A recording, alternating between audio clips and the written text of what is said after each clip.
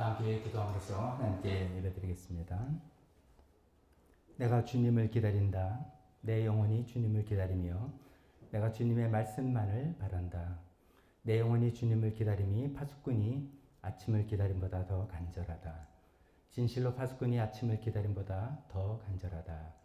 이스라엘아 주님만을 의지하여라. 주님께만 인자하심이 있고 성령하는 그 큰 능력은 그에게만 있다. 오직 주님만이 이스라엘을 모든 죄에서 속량하신다. 하나님 아버지, 우리 영혼이 주님을 기다립니다. 주님의 다시 오심을 기다릴 뿐 아니라 주님의 임재 자체를 기다립니다. 오늘 우리를 만나주실 주님을 기다리며 이 자리에 나왔습니다. 하나님은 오늘 대림절을 맞이해서 다시 오실 주님을 우리는 기다리고 있습니다. 주님, 우리 기다림이 결코 헛되지 않을 것을 알며 기다립니다. 그 기다림 가운데 오늘 우리 마음이 주님께로만 향하기를 소원하며 주님 앞에 나와서 예배하는 저희 모든 예배 순서를 받아주시고 저희 예배를 받아주시옵소서. 예수님 이름으로 기도했습니다. 아멘. 찬양하기 전에 먼저 광고는 우리 지금 이제 좀 많이 모이니까 트래픽에 문제가 있답니다. 와이파이 여러분 휴대폰에 와이파이를 다 지워 꺼주세요. 와이파이를 다 꺼주시고 사용 안 하시더라도 여기 있으면 좀 그 방송 송출하는데 좀 어려움이 있다니까 그렇게 협조해 주시면 좋겠습니다.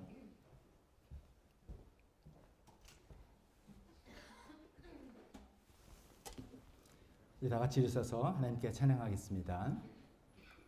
오늘 대림절을 맞이해서 대림절 때마다 우리는 찬송가 105장 오랫동안 기다리던 주님 강림하셨다 찬송 먼저 주님께 나아갑니다.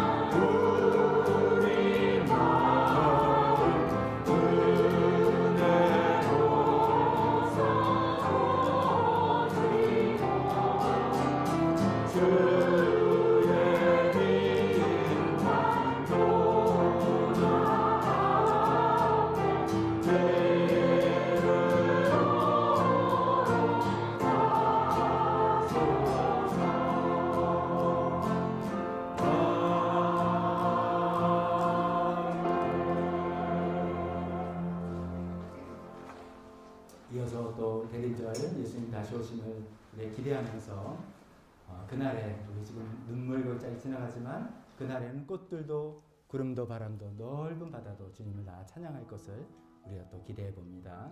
오늘 오랜만에 우리 베이스 기타, 일렉 기타 같이 연주하면서 같이 주님을 찬양하는 그런 마음으로 주님께 드립니다.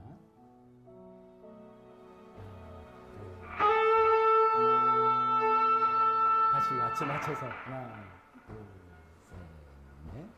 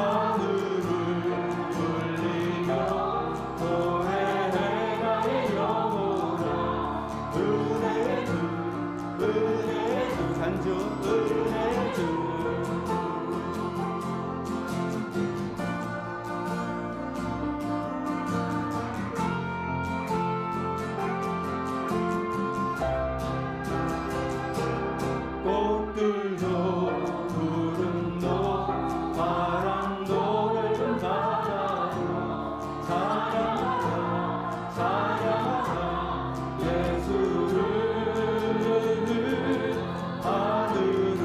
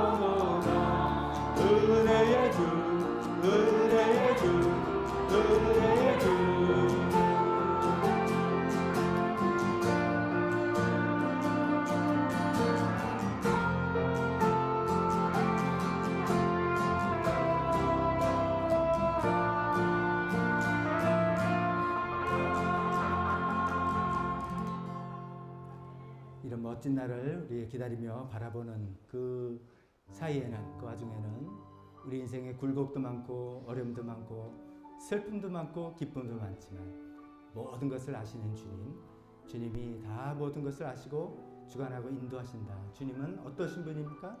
임마누엘, 동행하시고 모든 것 창조하시고 선하신 목자 되시고 사랑의 인도자 되신 우리 하나님을 높이 찬양하면서 그런 하나님만은 주님 다시 오실 때까지 붙들고 살겠습니다 고백하며 마지막 찬양 드리겠습니다.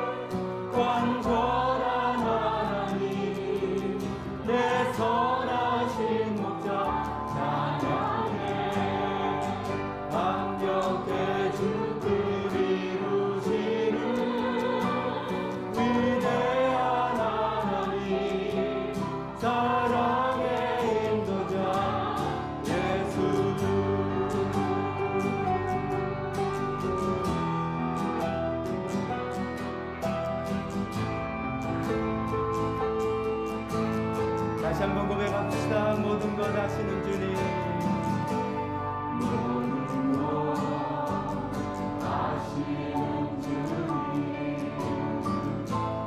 내 삶에 펼쳐진 계절로 임마누엘 함께 동행하시니 내 모든 순간 널 도와주시네.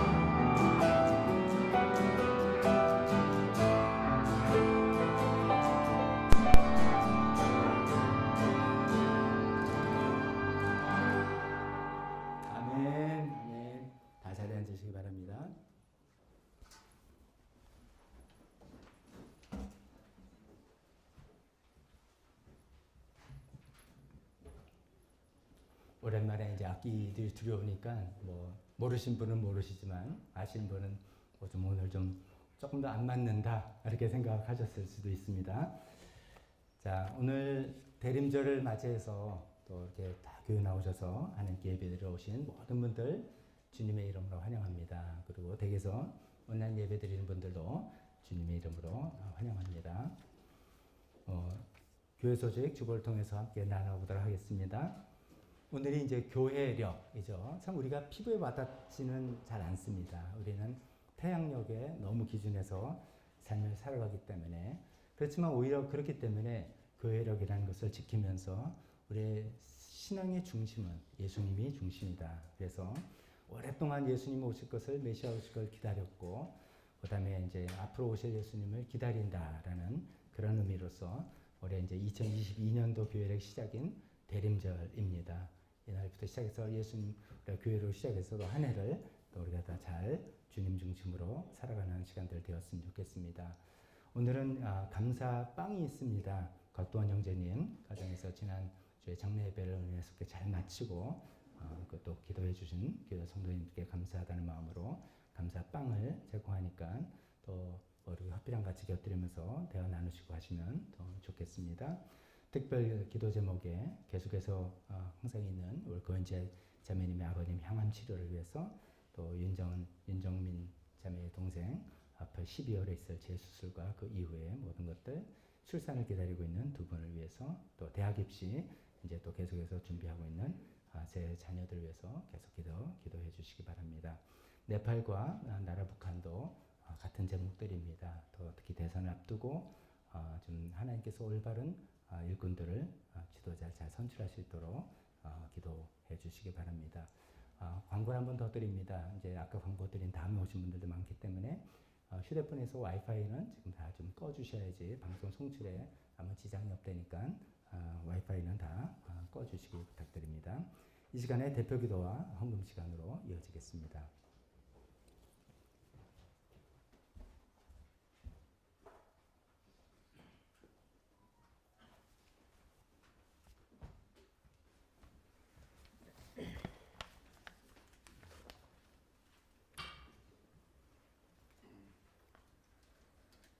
주님, 사랑합니다. 우리는 다 양 같아서 그릇 행하여 각기 제 길로 갔지만 하나님 아버지께서는 저희를 사랑하셔서 우리 주 예수 그리스도를 이 땅에 보내주시고 우리 무리의 죄악을 그에게 담당케 하사 저희를 구원하여 주셨으니 그 은혜에 감사드립니다. 대림절 첫째 주일을 맞아 육신의 몸으로 이 땅에 오셔서 우리를 구원하시기 위해 십자가에서 그 귀한 보배 피를 흘려 저희를 정결케 하시고 다시 하나님과 화목하게 하신 주님의 그 사랑에 감사드립니다. 그 사랑을 기억하며 이 땅에 사는 동안 천국 소망을 갖고 우리를 위하여 주님께서 예비하신 하늘의 신령한 것들을 사모하며 다시 오실 주님을 기다리는 기대 속에 살아갈 수 있도록 도와주시옵소서. 다만 지치지 않게 붙잡아 주시옵소서. 주님의 재림 약속이 성경 속의 오래된 약속이 아닌 주님의 자녀로 택함을 받은 저희들이 붙잡고 살아가는 오늘의 산 소망이 되게 하여 주시옵소서. 위드 코로나로 잠시 코로나 팬데믹으로부터 벗어나 일상으로 돌아가는 듯 하였으나 증가되는 코로나 환자와 오미크론이란 변종의 등장으로 전 세계는 또다시 긴장하고 있습니다. 주님, 하루빨리 코로나가 완전히 종식되길 간절한 마음으로 기도합니다. 저희의 일상이 특히 예배와 목장 모임이 활성화되어 그동안 눌려져 있던 영적 갈급함이 해결될 수 있도록 도와주시옵소서. 코로나 상황에서도 목원들의 영적 성장을 위해 다양한 방법으로 목원들을 섬겨오신 목자 목녀님들의 수고와 헌신을 주님 아시오니 기억하여 주시옵시고 위로하여 주시옵소서. 내년 2월과 5월에 예정된 김미선 전도사님과 한숙 자매님의 출산을 위해 기도합니다. 산모와 태아의 건강을 지켜주시고 힘들거나 피곤치 않게 붙잡아 주시옵소서. 건강한 자녀를 순산하게 하시고 산모의 빠른 회복을 도와주시옵소서. 고동규 아버님의 항암 치료가 순조롭게 이루어질 수 있도록 은혜를 베풀어 주시옵소서. 주님 함께 하시고 힘 주셔서 항암 치료의 고통을 이겨내고 완전히 건강이 회복되길 기도합니다. 윤정원 자매님이 12월에 재수술을 앞두고 있습니다. 두려운 마음을 떨쳐버리고 이 수술로 인해 완전히 회복될 수 있다는 강한 확신과 담대함을 주시옵소서. 주님의 치유 능력이 함께하사 건강하게 회복되길 기도합니다. 주님의 은혜 가운데 수능 시험을 마친 윤성모, 이단우, 이윤서를 위해 기도합니다. 앞으로 남은 진로 결정과 대학 선정 과정에도 함께하여 주셔서 좋은 결과로 이루어질 수 있도록 축복하여 주시옵소서. 네팔의 시티미션 교회를 위해 기도합니다. 개종 금지법이 하루빨리 폐지되어 그 땅에 주님의 복음이 퍼지게 하여 주시옵소서. 도단위, 당, 건다기, 시프펜시의 선교지에도 하나님의 축복과 은혜가 넘치기를 기도합니다. 의료시설이 열악한 네팔의 코로나 상황으로부터 성도들을 지켜주시고 그레이스가 적절한 치료를 받아 발목 골절이 하루빨리 회복될 수 있도록 주님 도와주시옵소서. 나라와 북한을 위해서 기도합니다. 이 나라를 축복하셔서 주님을 경외하고 나라를 사랑하는 대통령이 내년 대선에서 선출되길 기도합니다. 모든 국정이 안정되게 하시고 어지러운 국제사회에서 우리나라의 선한 영향력이 널리 퍼질 수 있길 기도합니다. 이 한반도에 완전한 평화가 정착되게 하시고 북한이 하루빨리 자유와 평화의 땅이 되어 복음이 전파되게 하여 주시옵소서. 그날이 올 때까지 수많은 지하교회를 주님 지켜보호하여 주시고 환한 햇볕 아래 자유롭게 주님을 찬양하는 그날을 소망하게 하여 주시옵소서. 말씀을 전하실 박덕준 목사님을 축복하시고 살아계시는 하나님의 말씀을 전할 때 저희 마음속에 은혜가 넘치게 하여 주시옵소서. 우리 주 예수 그리스도 이름으로 기도드렸습니다.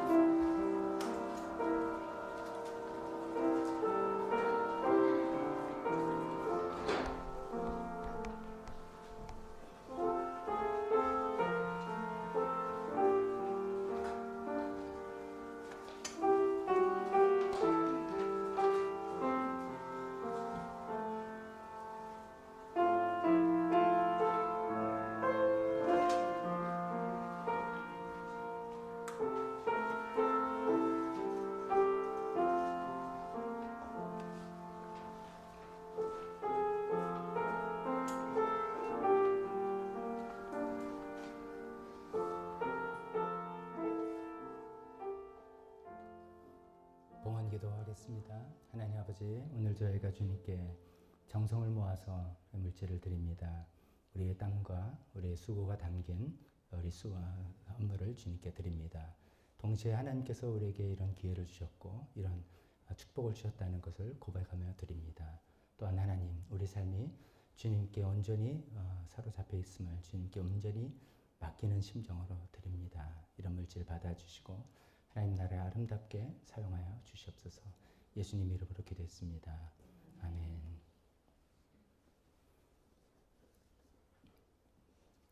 설교 시간입니다. 우리 다 같이 일어서서 주보 안에 있는 설교 본문 말씀 함께 읽도록 하겠습니다.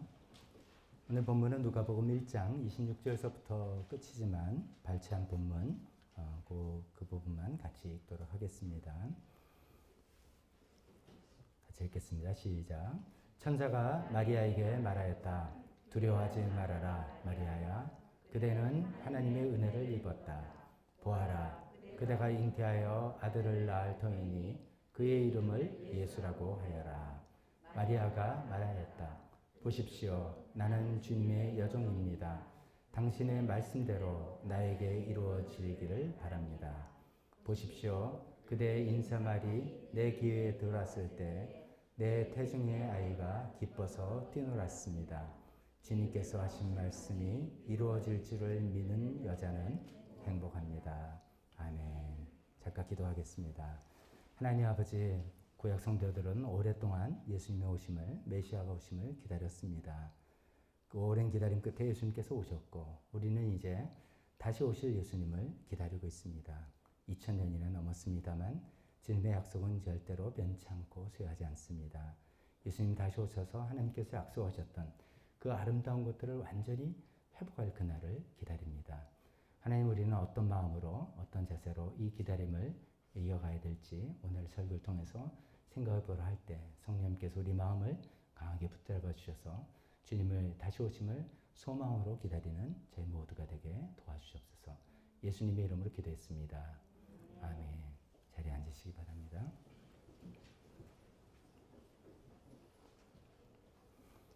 오늘 말씀을 이제 전하기 전에 지난주에 우리 감사주의를 지내면서 감사는 행복이다 이런 말씀을 전했는데 혹시 뭐 지난주에 또 어떻게 감사를 잘 연습해 보셨는지 궁금합니다. 혹시 감사 얘기를 뭐 일기까지는 아니지만 좀 끄적거려 봤다라든지 나의 언어를 한번 내가 돌이켜 봤다라든지 유난히 가족과 직장 동료에게 고맙다, 감사하다 표현을 하신 분이 다 있으시길 믿습니다. 그렇게 하셨으리라 생각하고 그렇게 하셔야지 우리가 또 행복한 거니까, 그렇지 않으면 스스로가 불행한 거니까 그렇게 계속해서 연습하면 좋겠습니다. 오늘은 대림절이기 때문에 절기 설교를 하려고 합니다. 구약의 시작인 대림절, 그 대림이란 뜻이 기다릴 대자에다가 임할 임자입니다. 임하심, 주님의 임함을 기다린다 이런 뜻이죠. 또 다른 데서는 이제 대강절 이렇게 표현도 합니다. 주님의 강림을 기다린다 뭐 이런 뜻이 되겠습니다. 즉 대림절은 어떻게 보면 이제 기다림의 절기입니다. 기다림의 절기. 무엇을 기다리는지 기도할 때 제가 말씀드렸지만 구약 성도들은 메시아가 올 거다라는 이야기를 쭉 들었는데 그 오실 메시아를 기다렸었습니다. 뭐 언제 얼마 동안 기다렸나 이거를 정확히 따지기는 좀 어렵지만 그냥 쉽게 구약 성경의 마지막인 말라기를 기점으로만 한다면 400년, 물론 더 이상이지만 400년을 기다렸었습니다. 신약 시대에 살고 있는 저와 여러분은 다시 오실 예수님을 기다리고 있습니다. 2000년을 기다리고 있습니다. 앞으로 얼마나 더 될지 모르지만 쭉 기다리고 있습니다. 자연스럽게 우리 마음속에 언제까지 기다려야 되나 이런 생각이 들 수밖에 없습니다. 그렇지만 이제 언제까지 기다려야 되냐라는 것보다 더 좋은 질문은 기다림이라는 것은 과연 무엇이고 우리는 어떤 자세로 기다려야 되느냐 이런 것이 우리에게 더 필요하지 않을까 싶습니다. 기다린 걸 좋아하시는 분 혹시 여기 계십니까? 뭐 기다리는 거 좋아. 난 기다리는 게 너무 좋아요. 그런 게 계십니까? 기다림은 하면서 이제 괄호를 뭐뭐뭐 하다라고 하면 뭘 느껴요? 기다림은 뭐뭐 하다. 설레인다. 이건 굉장히 좋은 걸 기다리는 거고요. 좋습니다. 그것도 좋고요. 기다림은 지루하다. 아니면 기다림은 초조하다. 설레임. 좋습니다. 제가 이제 기다림 생각해 보니까 좀 안 좋은 거 좀 이야기해 보면 머리에 딱 떠오르는 게 이런 게 있어요. 요즘은 이제 대학 입시 이제 그런 시즌이라서 더 그런가 봐요. 요즘은 이제 합격자 발표 여부를 어떻게 해야 합니까? 뭐 인터넷을 알고 홈페이지 들어가 알고 다 그렇게 알잖아요. 제가 대학 때만 해도 이제 그런 시절이 아니니까 인터넷도 없고 문자 서비스 이런 것도 없을 테니까 학교에 가서 방에 붙인 걸 보고 막 이름 찾아가지고 확인해야 되는 그런 시절이었습니다. 1980년대. 제가 살던 집에서 이제 학교 지원하는 학교를 가려면 버스를 타고 가야 되는데 그 버스가 왜 그런 거 있잖아요. 뭐 다시 1, 뭐뭐 다시 2 그런 거 있잖아요. 그러면 다시가 들면은 정규 운항 코스가 아닌 거죠. 근데 그 버스가 56번인가 다시 3이었어요. 그러니까 얼마나 자주 안 오는 버스겠어요. 근데 그걸 타야지 딱 그 앞에까지 딱 가는 그 버스를 기다리는데 요즘처럼 뭐 시간표 이런 게 딱딱 있는 것도 아닌 그 시절이었죠. 근데 왠지 안 될 것 같았어요, 그날. 첫 번째 시험에 제가 자신이 없어요. 이제 가서 뭐 제 이름이 거기 있을 거 보고 기대를 별로 안 하는데 그래도 확인하러 가야 되잖아요. 왠지 안 될 것 같은 찜찜한 마음인데 뭐 그 당시에는 뭐 제 부모님이 같이 가고 이런 것도 아니었어요, 저희 시대는. 그냥 저 혼자 가서 확인하는 거예요. 근데 버스를 기다리는데 10분이 돼도 안 오고 20분이 돼도 안 오고 50분이 돼도 안 오는 거예요. 그러니까 속으로 안 됐다는 사인인데 내가 괜히 가나? 뭐 그런 생각, 막 오만 생각이 이 50분을 기다려도 거의 60분쯤 돼서야 버스가 왔어요. 결과는 뭐였겠습니까? 안 된 거예요. 안 된 거예요. 근데 그 기다림이 너무 싫고, 너무 지루하고, 너무 괴롭고, 막 그런 기다림이었습니다. 물론 이제 너무나 좋은, 예를 들어 결혼 날짜를 잡아놓고 결혼식 날을 기다린다든지, 아니면 그런 굉장히 설레임의 기다림도 있지만, 기다림하면 되게 좀 지루하기도 하고, 초조하기도 한 그런 것들이 많지 않은가 싶습니다. 혹자는 이제 기다림이 유익이 있다. 기다리는 것 자체가 우리 신앙적으로 말하면 신앙이 아니더라도 인생이 네 마음대로 되는 게 아니야를 깨닫게 해주는 제일 좋은 효과다. 그게 기다림이 유익이다. 그런 말을 하는 분도 있고요. 또 기다리다 보면 네가 기다리는 그 대상 혹은 기다리는 어떤 것 그것이 얼마나 소중한지 느낀다. 그것도 말 되는 말 아닙니까? 그래서 참 그런 유익이 있다고는 하지만 너 기다릴래? 지금 바로 할래? 그러면 기다리는 것을 선택할 사람이 별로 없을 것입니다. 그만큼 좀 기다림은 지루하고 초조하고 비생산적이고 또 수동적이라는 좀 부정적인 이미지가 더 많지 않은가 싶습니다. 그러나 우리 인생은 기다림이 너무 많아요.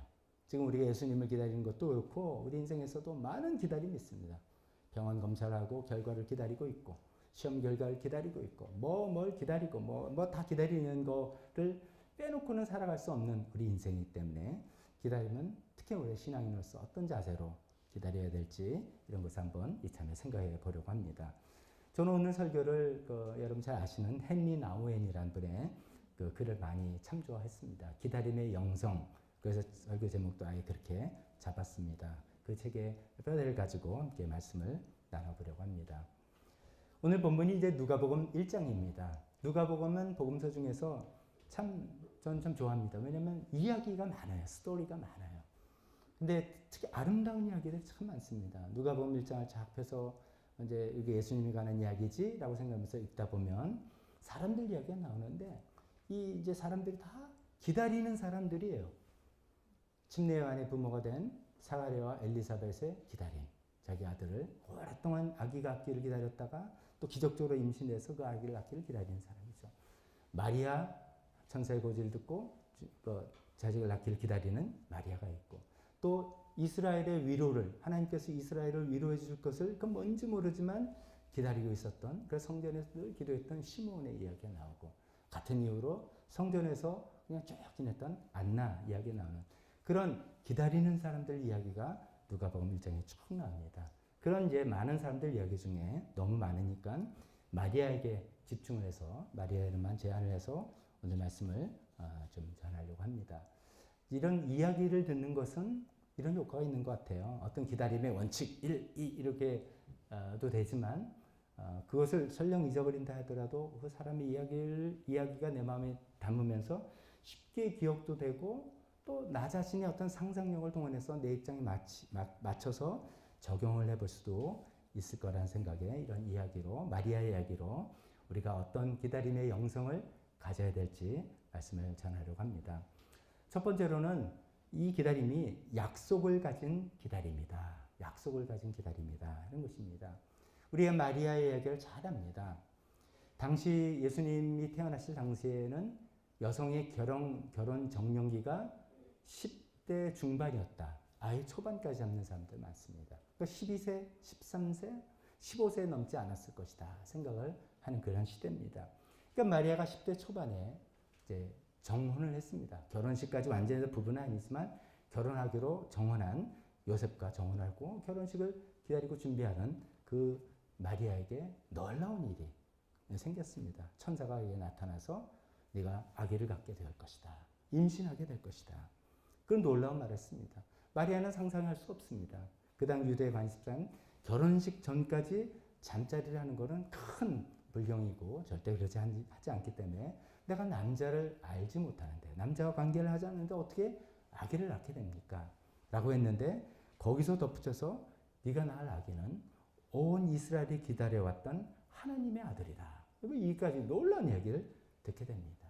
마리아는 그 이야기를 이해할 수 없고 받아들이기도 너무 힘들었죠. 그래서 어떻게 이런 일이 가능하겠냐라고 했더니 성령의 능력으로 가능하게 될 것이고 하나님께는 불가능한 일이 없다라는 얘기를 하죠. 이런 일이 마리아에게 생긴 후에 마리아는 기다리는 사람이 되는 것입니다. 그 아기의 정말 임신을 기다리고 출산을 기다리고 뭐 이런 그 약속이 이루어지걸 기다리는 것인데 그 기다림이 쉬운 것은 아니었어요. 그게 뭐 그냥 뭐 9개월, 10개월쯤에 낳았다 뭐 이런 기다림이 성격이 아닌 겁니다. 그 당시에 마리아가 결혼하기도 전에 아기를 가졌다. 이 이야기를 알게 되면 이게 나사렛이라는 이 동네가 커다란 서울처럼 익명성이 보장되는 그런 사회가 아닙니다.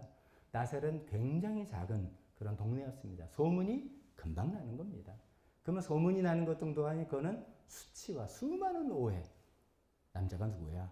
어떻게 저렇게 불경스럽게 저렇게 뭐 해프 사람이 뭐 이 등등 여러 가지 수치를 듣게 될 것이 뻔했습니다. 지금 아직도 아프가니스탄이나 이란 같은데 회교주의, 원리주의가 아주 심한 곳에는 이런 경우에 어떻게 합니까? 친척이 명예살인을 합니다. 우리 가문의 이름을 수치스럽게 더럽혔다 해서 살인을 하는 일이 일어나지 않을 거라고 생각할 수 없는 그런 굉장히 보수적인 그런 사회였기 때문에 자기가 실제로 남자와 관계하지 않고 아기를 가졌다라는 것을 그 아기의 출생을 기다린다는 것은 굉장히 힘들고 굉장히 어려운 일이었습니다. 그러나 마리아가 이런 어려움을, 이런 오해를, 이런 수치를 견디고 기다릴 수 있었던 그런 이유는 자기에게 하나님의 약속이 주어졌기 때문입니다. 그냥 아기가 생긴 것이 아니라 하나님의 약속에 의해서 자기의 일이 일어났고 그것을 기다리고 있다는 그런 확신이 있었기 때문입니다. 그 하나님의 약속 우리가 성경을 통해서 많이 알지만 제가 다시 읽어보면 이렇습니다. 1장 31절에 보아라 그대가 잉태하여 아들을 낳을 터이니 그 이름을 예수라고 하여라. 또 35절 태어날 아기는 거룩한 분이시여 하나님의 아들이라고 불릴 것이다. 이런 약속이 그에게 주어졌기 때문에 그 정말 감당하기 힘든 그런 상황이지만 그 기다림을 계속 이어갈 수 있었던 것입니다. 다시 말해서 마리아가 이 약속을 붙들었기 때문에 기다릴 수 있었고 또 거꾸로 하면 이 약속은 하나님의 약속은 마리아로 하여금 기다림을 가능하게 해준 그런 일이라고 말씀드립니다. 오늘 저희가 이제 기다림이라는 주제를 가지고 이야기하는 이유가 오늘이 대림절이고 대림절이라는 것은 저와 여러분들에게는 다시 오실 주님을 기다리는 그 절기이기 때문에 이야기를 하는 것입니다. 다시 오실 예수님을 기다리는 기다림. 어쩌면은 바쁘게 살아가면서 뭐 그런 것이 있나 또 그런 것이 뭐 필요한가 이런 생각도 들고 또 어떻게 생각해 보면은 그런 얘기를 꺼냈다가 그 베드로 후서에 나온 것처럼 사람들에게 조롱을 다닙니다. 아, 너네는 아직도 그런 거 허무맹랑한 거 그거 믿고 있냐? 이런 소리를 듣기도 하고 어쩌면 우리에게 굉장히 현실적이지 않은 것 같기도 하고 굉장히 뭐 그런 것이 가능할까라는 그런 얘기가 같고 마치 그것을 믿고 정말 예수님이 다시 오신다라는 것을 믿고 내가 살아갑니다라는 공부할 때 저 사람 좀 광신자 아닌가? 아니면 저 사람은 왜 현실에 동떨어서 이상한 것만 생각하는 사람이야? 등등 오해 또 이런 수모를 당할 수도 있는 우리의 삶이 아닐까 싶습니다.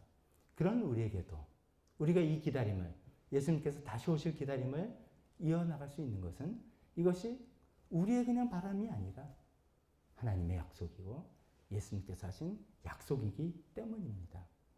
예수님께서 다시 오겠다. 내가 다시 오겠다고 약속하신 그 분명한 약속이 있기 때문에 그 약속을 붙잡고 우리가 이 기다림을 이어가는 것이죠. 예수님께서 다시 오시겠다 하신 약속 많은 구절도 있지만 제가 세 가지 성구만 말씀을 드립니다. 마태복음 24장에 예수님께서 종말에 관한 얘기를 쭉 하실 때 24장 30절에 이렇게 말씀하셨습니다. 그때 인자가 올 징조가 하늘에서 나타날 터인데 그때는 땅에 있는 모든 민족이 가슴을 치며 인자가 큰 권능과 영광에 쌓여 하늘 구름을 타고 오는 것을 보게 될 것이다. 라고 예수님께서 친히 말씀하셨습니다. 요한복음 14장 3절 우리가 장례 예배 때 많이 인용하는 구절이기도 한데요. 예수님께서 내가 가서 너희가 있을 것을 마련하면 다시 와서 너희를 나에게로 데려다가 내가 있는 곳에 너희와 함께 있게 하겠다. 처소를 마련한 다음에 다시 오셔서 우리 모두를 그리로 천국으로 데려가시겠다고 약속하셨습니다. 사도행전 1장 11절에 승천하신 예수님을 바라보는 제자들에게 천사들이 한 이야기도 이렇게 되어 있습니다. 갈릴리 사람들아 어찌하여 하늘을 쳐다보면서 서 있느냐. 너희를 떠나서 하늘로 올라가신 이 예수는 하늘로 올라가신 것을 너희가 본 그대로 오실 것이다 하고 말씀하셨습니다. 이런 약속들이 있기 때문에 우리가 뭐 좀 현실적이지 않을 수도 있고 그런 걸 가지면 내가 또 광신자라고 또 뭐 오해받을 수도 있고 뭐 그런 것들이 진짜 가능하냐 이런 여러 가지 생각이 있지만 하나님의 분명한 이런 약속들이 있기 때문에 우리는 2000년 동안 그리스도 성도들은 2000년 동안 이 기다림을 이어갈 수 있고 우리도 앞으로 언제가 되든 이 약속은 변치 않기 때문에 이 기다림을 이어갈 수 있게 되는 것입니다.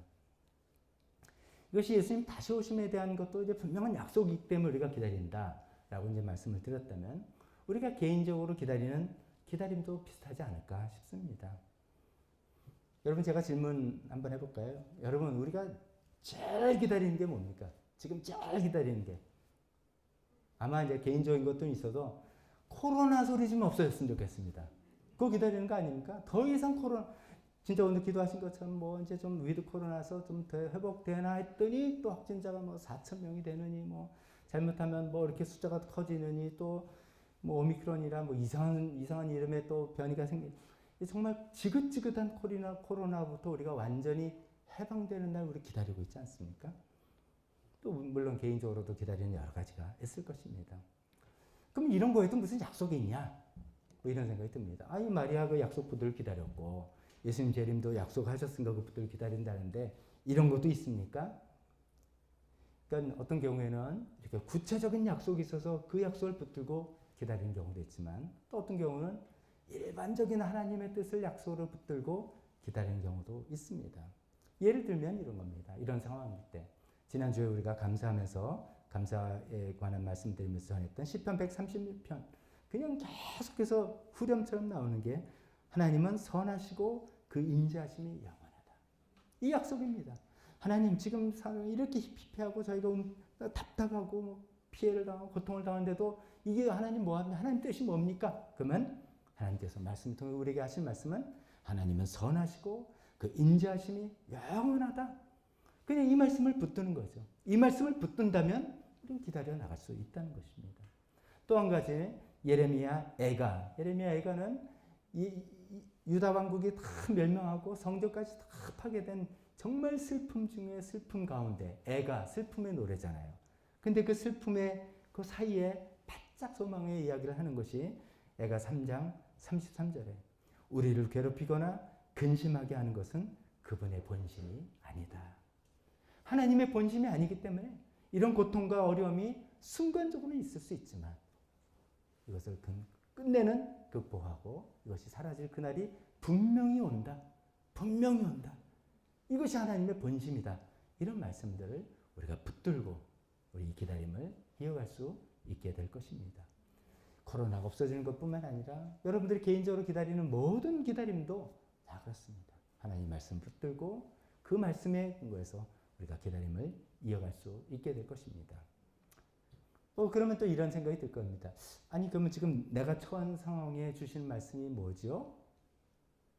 지금 내가 처한 상황, 내가 간절히 기다리고 있는데 그런 상황에 처한 말씀이 뭡니까? 그걸 알기 위해서 우리가 성경을 읽습니다. 그걸 알기 위해서 설교 말씀을 듣습니다. 이런 말씀을 통해서 나에게 주어질 말씀을 뭐 좀 표현이 이상한지 모르지만 내 것으로 붙들고 나아가는 것입니다.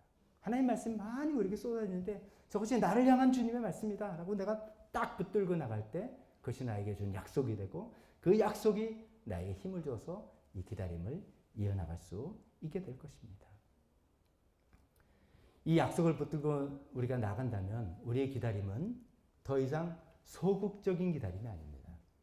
소극적 기다림이라고 할 때 우리가 기다림 지루해. 내가 할 일은 하나도 없어. 예를 들어서 뭐 최선을 다했고 나는 결과를 기다릴 뿐이다. 할 때 그 상황이 없으니 그 의미는 내가 할 수 있는 건 없고 그냥 수동적으로 나는 기다리는 거다라고만 생각해서 그것이 지루하고 결과가 내가 원하는 대로 나오지 않을까 봐 초조하기도 하고 불안하기도 하고 이런 것이지만 우리가 이 하나님 나라 안에서 하나님의 약속을 붙들고 가는 기다림은 어떤 거냐면 굉장히 적극적인 기다림이 된다는 것입니다. 왜냐하면 그 약속을 내가 붙들었고 그 약속을 내가 받아들였을 때 그 하나님께서 하신 말씀이 이미 내 안에서 이루어지기 시작하였기 때문입니다.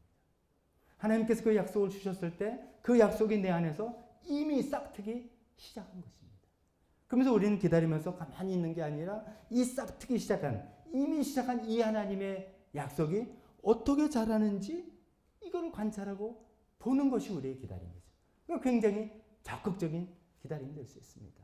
마치 농부가 뭐 작물 하나 심고 씨앗을 심고 난 다음에 그냥 가을 되면 되는 거지가 아닌 것처럼 그 싹이 어떻게 나며 질과 이파리가 어떻게 되며 꽃은 어떻게 피며 비료를 줘야 되며 잡초를 뽑아야 되며 이걸 이렇게 하면서 이 기다림 가운데 굉장히 적극적인 어쩌면 내가 할 것도 있음 그런 기다림의 기다림을 우리가 가지는 것이 하나님께서 우리에게 바라시는 그런 종류의 기다림이라는 것이죠.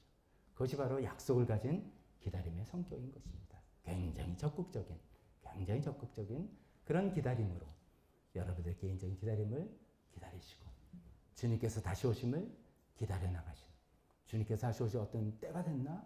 징조가 그런 것인가? 사정이 어떤 것인가? 말씀은 어떤 것인가? 주의 깊게 생각하면서 이 기다림을 이어나가는 우리가 되었으면 좋겠습니다. 두 번째로 이 기다림은 열린 미래의 기다림입니다. 열린 미래. 미래가 열려 있다는 것이죠. Open-ended waiting 이라는 뜻입니다. 이렇게 말씀드릴 수 있습니다. 어쩌면 우리의 미래는 우리가 바라는 것들로 인해서 이미 정해져 있다. 한번 좀 생각해 보십시오. 우리의 미래는 우리가 기대하고 바라는 걸로 이미 정해져 있다는 거죠. 내가 원하는 거 이렇게 돼서 이렇게 해서 딱 되면 이런 거 딱 정해져 있어요. 그래서 우리의 미래는 닫힌 미래일 가능성이 많습니다. 끝이 닫혀 있는 거죠. 그래서 닫힌 미래죠. 물론 내가 바라는 것이 이루어졌기 때문에 좋을 수는 있지만 내가 바라는 것 그 이상의 것은 안 되는 닫힌 미래라는 것입니다. 그랬을 때 이제 내가 뭘 바란다라는 것을 구분해 쓰려면 영어로 wish 이렇게 내가 바라는 거 wish라고 할 수 있습니다.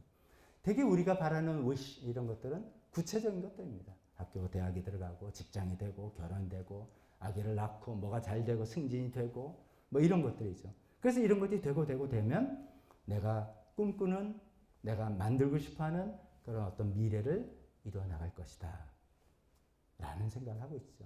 그건 달리 말해서 미래를 내가 컨트롤하고 내가 통제하고 싶다라는 그런 마음입니다. 그렇기 때문에 내가 원하는 것이 이루어질 때 그렇게 좋은 거예요. 야, 그렇지. 내가 바라고 원했던 것이 이루어져서 나도 모르게 내가 내 삶의 주도권을 내가 갖고 있는 것처럼 되고 내가 미래를 통제하는 사람의 어떤 기쁨, 즐거움 갖게 되는 것입니다.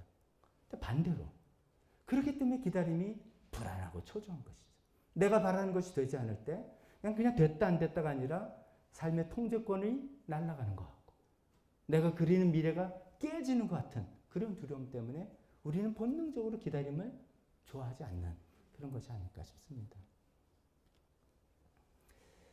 우리가 성경적으로 이제 성경에 나온 사람들의 기다림 이런 것들은 닫힌 미래를 기다리는 기다림이 아니라 열린 미래를 바라보는 기다림입니다.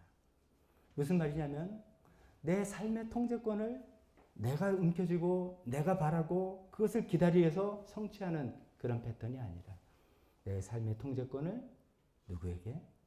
하나님께 온전히 맡겨드릴 때 하나님께서 그것을 놀랍게 때로는 내가 상상한 것 그 이상으로 어쩌면 내가 상상한 대로 어쩌면 상상한 것보다 적게 할 수도 있겠지만 어차피 내 삶의 미래가 하나님께 드려져서 하나님께서 무엇을 행하실지를 바라고 기대하는 열린 미래의 기다림이라는 것입니다. 그런 경우를 wish라고 표현하지 않고 하나님을 hope, 소망한다 라고 구분해서 표현할 수 있습니다. 하나님을 바라는 것이죠.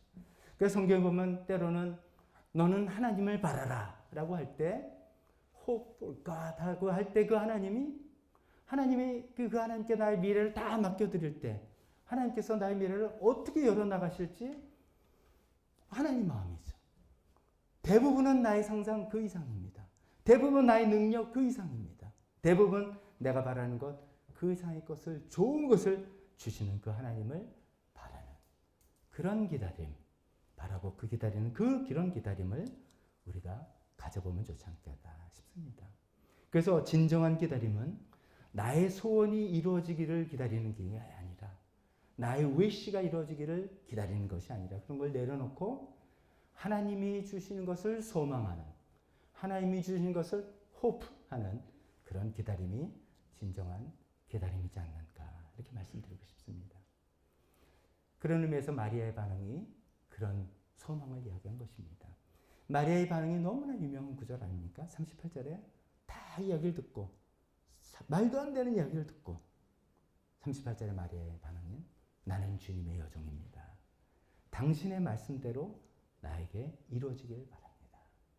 이 말씀이 뭐 어떻게 하겠어? 하나님이 하라는데 소위 뭐 까라면 까야지, 뭐 어쩔 수 없이 순복하고 굴복하고, 이렇게 보일 수 있겠지만 성경을 그렇게 본다면 그분의 마음 상태가 좀 그런 거예요. 이런 것은 마리아는 지금 자기가 아기를 가지게 된다는 것조차도 상상할 수 없는, 자기 미래에 없었던 겁니다. 자기가 그렸던 미래는 맨날 며칠 1년 후에 사랑하는 요셉과 결혼해서 아들, 딸 낳고 알콩달콩 잘 살고, 이런 것이 자기가 그려왔던 미래였어요. 근데 하나님께서 갑자기 그에게 개입해서 새로운 사실을 주시고 새로운 약속을 주시는데, 이것은 이게 어떻게 열려갈지 모르는, 상상이 안 되는 그런 일입니다. 그런데 마리아는 그 열린 미래를 받아들이기로 작정한 것입니다. 주님의 말씀대로 이루어지기를 바랍니다. 주님, 나는 하나님께서 앞으로 열어가실 이 미래가 어떤 것일지 감히 상상이 안 됩니다. 감히 상상이 안 되지만 나의 위시들 다 내려놓고 나는 그 나의 미래를 열어나가실 하나님을 그저 소망합니다. 하나님을 바랍니다. 하나님, 마음껏 하여 주십시오. 라고 하면서 기다리는 그런 기다림을 마리아가 여기서 보여주고 있습니다. 너무나 멋있지 않습니까? 우리도 이런 기다림을 간다면 너무 기대되지 않습니까? 우리가 예수님을 기다리는 재림의 기다림도 사실은 이런 겁니다. 우리가 성경을 통해서 예수님 재림하시면 어떤 세계에 이루어질 것이다라고 성경을 보면서 이런저런 생각들과 해석들과 이런 것을 해나갑니다만은, 그건 다 우리 인간들의 상상력의 한계에 갇혀 있는 겁니다. 근데 우리는 예수님께서 다시 오실 때 성경에서 그 이야기체로 은유로 쓰여진 이것이 좀 열린 마음을 가지면서, 사실 저도 사실 모릅니다. 성경 뭐 많은 분들의 설명과 이런 걸 통해 저도 생각해서 이런 걸 겁니다, 저럴 걸 겁니다 라고 하지만, 너무너무나 놀라운, 분명한 거는 지금 우리가 생각하는 것 이상이 너무너무 놀라운 굉장히 열린 아름다운 미래를 주님께서 갖고 오실 것이다. 그래서 그 주님을, 그런 미래를 갖고 오실 주님을 기다리고 소망합니다. 이것이 우리가 가져야 될 그런 태도가 아니겠습니까? 여러분들이 개인적으로 바라시는 것들도 그렇게 되기를 저는 소망합니다.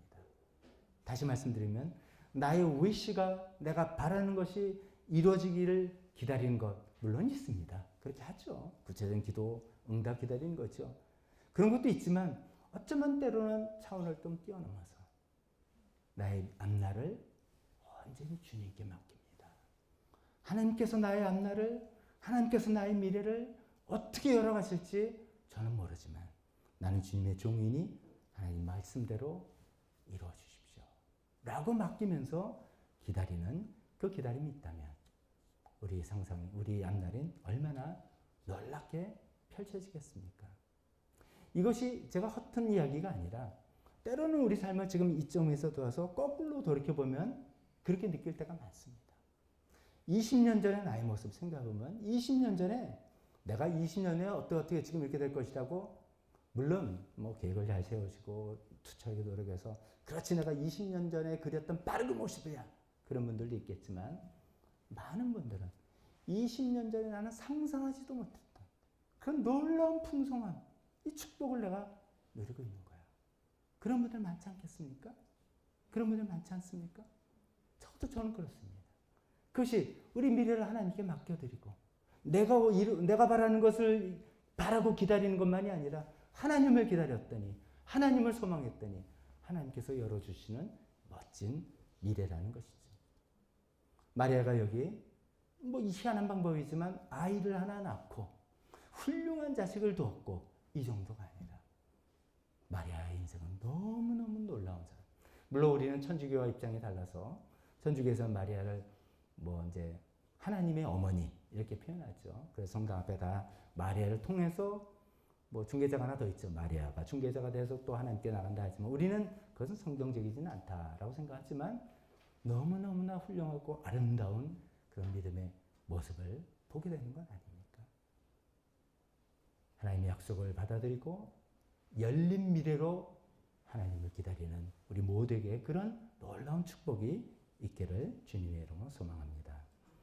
세 번째로 마지막으로는 약속을 가지고 기다리는 것과 열린 미래를 가지고 열린 미래를 기다리는 것이지만 그 기다림은 혼자서라면 좀 외롭고 힘듭니다. 이런 기다림을 함께하는 사람들과 함께할 때 힘이 나고 서로 확인이 되는 것이죠. 즉 기다림의 공동체가 필요하다는 것입니다. 오늘 본문을 이제 세 구절을 읽었는데 제일 마지막에 읽었던 본문 구절은 마리아가 한 이야기가 아니라 마리아가 찾아간 엘리사벳이 한 이야기였습니다. 마리아와 엘리사벳은 사촌 관계였다고 합니다. 엘리사벳은 사가랴와 이제 부부였는데요. 나이가 굉장히 많이 들어서 자식을 갖는데도 자식이 없었던 부부였습니다. 그에게 하나님께서 기적적으로 아기를 주셔서 이 엘리사벳이 뭐 늙은 나이에 몇 살인지 모르겠습니다. 우리식으로 말하면 한 50 넘어설 겁니다. 아니면 60. 50 넘어서 아기 자연적으로 갖는 사람 거의 없죠. 요새도 40. 그러니까 50 넘어서 거의 60에 누가 아기를 가졌다 그러면 와 이렇게 되는 아마 그런 아기를 갖고 있었던 사람입니다. 마리아가 자기가 하나님 성령으로 잉태할 것이라는 소식을 듣자마자 찾아간 것이 엘리사벳이었습니다. 왜냐하면 똑같은 마음의 기다림을 갖고 있는 두 사람이었기 때문입니다. 그래서 이제 서둘러 찾아갔습니다. 똑같이 찾아갔을 때 마리아 방문에 엘리사벳의 뱃속에 있었던 아기, 이 아기가 나중에 이제 침례 요한이 되는 거지 않습니까? 침례 요한이 태중에서 뱃속에서 뛰놀았다. 뭐 이렇게 이야기하죠. 제가 다시 본문을 읽어보면 엘리사벳이 마리아의 방문을 받고 이렇게 이야기하죠. 보십시오. 그대의 인사말이 내 귀에 들어왔을 때 내 태중의 아기가 기뻐서 뛰놀았습니다. 주님께서 하신 말씀이 이루어질 줄 믿은 여자는 행복합니다. 라고 이야기합니다. 이것입니다. 하나님의 약속을 기다리는 두 여인. 서로서로에게 큰 도움이 된 것입니다. 서로 함께함을 통해서 우리가 무엇을 기다리고 있는지, 우리가 어떤 자세로 기다리고 있는지 서로 확인해주고 서로 힘이 되고 도와주는. 그럴 때 뱃속의 아기까지 성령의 감동에서 같이 뛰놀면서 맞아요. 그런 하나님을 기다립시다. 라고 이야기하는 듯한 그런 일이 일어났다는 것입니다. 그래서 우리 모두에게도 참 기다림의 공동체가 필요한 것인데 그것이 바로 교회입니다. 2000년 동안 기다렸던 주님이 아직도 오지 않은 이 시절에 우리가 여전히 대림절을 맞이하면서 예수님 다시 오십니다. 세상 사람들은 틀림없이 허황되다 이야기할 겁니다. 저 사람들은 뭐 맨날 없는 이야기하고 저런 이야기를 해요. 너 정말 그런 거 믿냐? 라고 할 때 우리가 혼자서는 힘들지만 공동체를 같이 모셔서 그렇습니다. 우리는 이것이 하나님의 약속이기 때문에 약속을 가지고 기다림을 갖고 있습니다. 우리는 이것이 열린 미래의 기다림이기 때문에 내가 뻔히 상상할 수 있고 계획할 수 있는 그런 세계가 아니라 하나님께서만 열어줄 수 있는 열린 미래에 대한 그 기다림이기 때문에 우리가 그 기다림을 갖고 있습니다. 라고 서로서로 확인해주고 힘을 주고 격려해주는 그런 믿음이 필요한 것이죠. 도전하면서 형제요, 자매요, 우리가 기다리는 것이 우리가 바라는 기도 제목을 이루어지는 그런 위시만 이루어지는 기다림만이 아니라 하나님께서 이루어나가실 놀라운 그 세계를 호프하면서 나가는 그 기다림을 가집시다. 라고 서로 격려하고 도전하는 그런 공동체가 필요한 것이죠. 우리가 그래서 교회가 서로 얼마나 귀한지 하나님의 약속을 함께 이루어나갈 것을 바라보는 이 사이가 얼마나 소중한지 다시 한번 생각해 보게 됩니다. 오늘 말씀을 결론을 좀 적겠습니다. 우리가 예수님께서 다시 오심을 기다리는 거지만 또 구체적으로는 개인적으로는 개인적으로 소망하며 기다리는 것들이 있을 것입니다. 관계 회복을 기다릴 수도 있고요. 어떤 좋은 결과를 기다릴 수도 있고요. 병원 특히 검사 받으신 분들은 결과를 얼마나 기다리겠습니까? 기다리고 있습니다. 내가 간절히 바라고 기다리는 그 기다림에 주어주신 하나님의 약속은 무엇인지 생각해 보시기 바랍니다. 하나님의 약속 없이 기다리는 기다림은 초조함과 불안함으로 빠지기 쉽습니다. 하나님의 약속을 생각해보고 아까 제가 말씀드린 것처럼 구체적인 약속을 붙들 수도 있고 일반적인 하나님의 뜻을 붙들 수도 있고 하나님의 약속으로 나는 이 기다림을 기다려 나가겠습니다. 그렇게 생각해 보시면 좋겠습니다. 또 기다리는 시간에 나의 닫힌 미래에 관한 기다림을 넘어서서 이것이 이루어지면 내가 행복하고 기쁘고 만족한다 라는 딱 닫힌 미래, 내가 그릴 수 있는 미래를 넘어서서 하나님을 바라는, 하나님을 소망하는 그런 기다림으로 나아가 보면 좋겠습니다. 하나님, 저희 이제 앞날이 주님 손에 있습니다. 하나님, 온전히 저는 주님을 소망하며 주님을 기다립니다. 했으면 좋겠습니다. 그런 기다림으로 서로서로 격려하고 도전하고 기도해주는 공동체 귀하게 여기면서 이 기다림을 주님 다시 오실 때까지 아니면 우리 기다림이 이루어질 때까지 계속 기다려 나가는 모든 성도님들 되시길 주님의 이름으로 축원합니다. 오늘 반주해 주실 때 오늘 또 각자 나의 기다림을 나는 이런 마음으로 기다리고 있는가 이런 기다림을 갖고 있는지 기도하면서 또 돌이켜보면서 하나님의 도움을 구하는 기도의 시간을 갖도록 하겠습니다. 기도하겠습니다. 하나님 아버지 그렇습니다.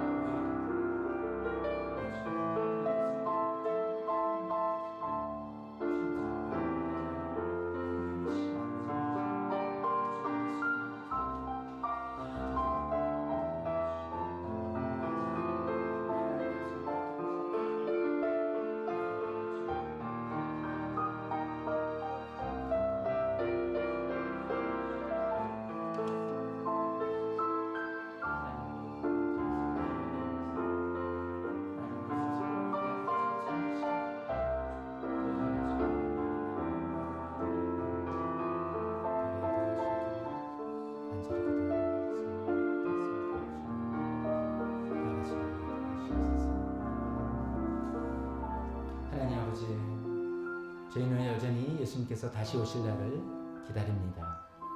하나님, 우리의 마음으로 기다리는 것이 아니라 하나님의 약속을 붙들고 기다립니다.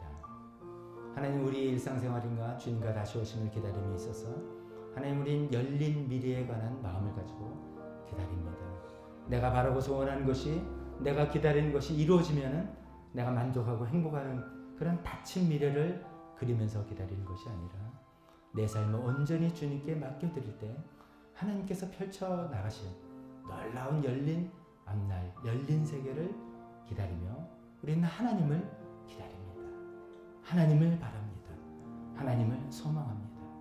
하나님, 우리 교회 공동체가 그것을 함께 서로 늘 격려하며 서로를 상식시켜주며 함께 기도해 나가는 귀한 교회 공동체 되기를 소망하며 예수님의 이름으로 기도했습니다. 지금은 우리 주 예수 그리스도의 은혜와 하나님 아버지의 사랑하심과 성령님의 교통하심이 이런 기다림의 자세로 주님이 다시 오실 것을 기다리며 우리가 바라는 것을 기다리며 하나님을 기다리기를 결단하는 여기 있는 모든 분들 머리 위에 지금부터 영원토록 함께 있을지어다.